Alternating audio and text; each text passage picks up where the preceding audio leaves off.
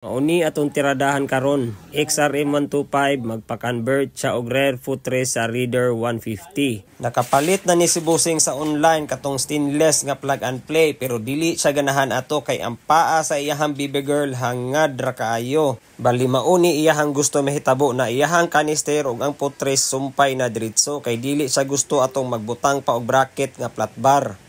Fast forward na ta diretso, ako ang gibangagan ang purpose ana para taas ang thread nga masulod. Samtang nagtirada ko ani na apoy mga customer naghulat, halos conversion ni sila tanan. Ang isa caliper bracket conversion, ang isa pod kay fender conversion. Paghuman ako ditong taod sa ihang footrest na ana poy niabot Nmax ug duha ka sniper ug isa ka RS125. Sa dili magdugay ako na dayon ning gihuman diretso kay ubay-ubay na gyud ang naghulat.